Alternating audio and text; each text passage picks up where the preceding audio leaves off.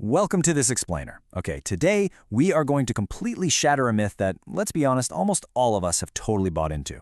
We're going to dismantle this crazy illusion that just reading or learning or simply deciding to do something is enough to actually change your behavior.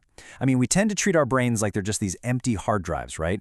Thinking that if we just download the perfect PDF or read the exact right productivity hack, our lives will magically transform. But as we're about to see, the human operating system, it doesn't work that way at all. So why is knowing the right thing to do almost never enough to actually do it? Think about it. You set your alarm for 5:30 a.m. to work out. When you set that alarm the night before, you possess the full, crystal clear knowledge that exercising is good for you, right? Your intention is absolutely sincere. You know the right thing to do. And yet, the alarm goes off and your hand just reaches over to hit snooze anyway, completely ignoring your own best judgment in the heat of the moment. Why does that happen? Why is there this massive, infinite gap between your intellect and your physical action? Well, modern cognitive science actually has a specific name for this exact failure. It's called the intention-behavior gap. Researchers have extensively documented that sincere, conscious commitments are frequently and predictably overridden by automatic habits and situational cues. Basically, abstract rules, good advice, and logical reasoning, they're simply too thin to govern your actions when you're actually under pressure. Your conscious intention just gets bypassed entirely by your automatic programming. Wild, right? All right, let's dive into Section 1, Your Unsolved Problems, Redefining the Conscious Mind. Now, I found this insight from neuroscientist Bridget Queenan to be absolutely fascinating. She states that the conscious mind is essentially reserved for problems you haven't solved yet. I want you to really think about what that actually means. Your conscious mind isn't the all-powerful CEO or the master control room of your successes like we usually think. No, it's effectively just a waiting room. And it's filled with your failures, your daily struggles, and your uncompleted to-do lists.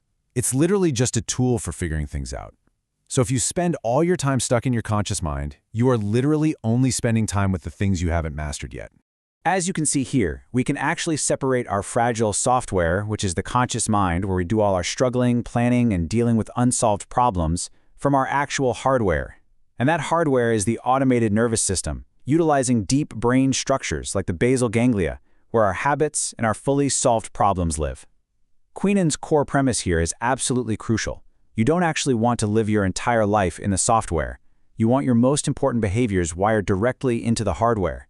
Moving on to Section 2, the automated nervous system, where knowledge actually lives. So here's the magic. Once you solve a physical problem, that knowledge physically relocates so you no longer have to consciously think about it. Think about the super relatable example of learning to ride a bike. At first, it takes 100% of your conscious mind. You're hyper-analyzing your balance, your pedaling, your steering, the whole shebang. But once you successfully figure out how to do it, that hard-earned knowledge physically moves out of the conscious mind and down into the basal ganglia.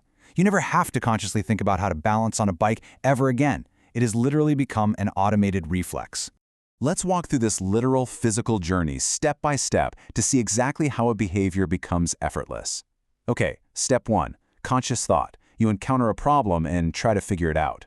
Step 2, physical action. You physically move your body to test that hypothesis in the real world. And step 3, the automated nervous system. The successful action is moved to your basal ganglia storage. Now notice that step 2, that is the unavoidable bridge. You absolutely cannot skip from step 1 straight to step 3. Which brings us to Section 3, the neck-down brain, escaping the intellectual trap. Listen, physical implementation is an absolute requirement.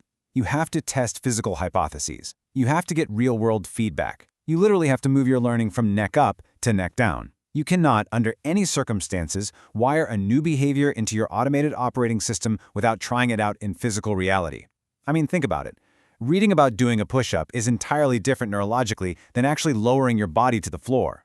You simply cannot rewire a behavior by merely holding a concept in your conscious awareness. And honestly, this completely destroys the idea that just reading another self-help book, or ironically enough, just watching this very explainer, is going to magically change your life on its own. Holding a concept in your head is just thin, abstract knowledge. Real change only happens when you engage in concrete physical experiences to generate the real-world feedback that your nervous system is basically screaming for. And that leads us right into our final part, Section 4, Physical Implementation, the only cure. This modern habit of ours, endlessly consuming information without ever actually acting on it, it leads to a pretty stark warning. Starving the nervous system of physical implementation is a recipe for insanity, literally. When you only read, watch, and consume without physically doing, you are effectively putting your nervous system in solitary confinement. Your nervous system's entire job is to confirm physical hypotheses about the world around you. When you divorce yourself from physical interaction and starve your brain of the real-world feedback it needs to operate, well, you are just driving your own internal systems crazy. So I want to leave you with this final provocative thought today. Are you just living in the waiting room of your unsolved problems, endlessly consuming concepts that never actually translate into action? Or are you going to get out there and physically test reality today? Stop being a passive learner, step out of the conscious mind, and start physically wiring your new behaviors into reality. Thank you so much for joining me for this explainer, and I'll see you next time.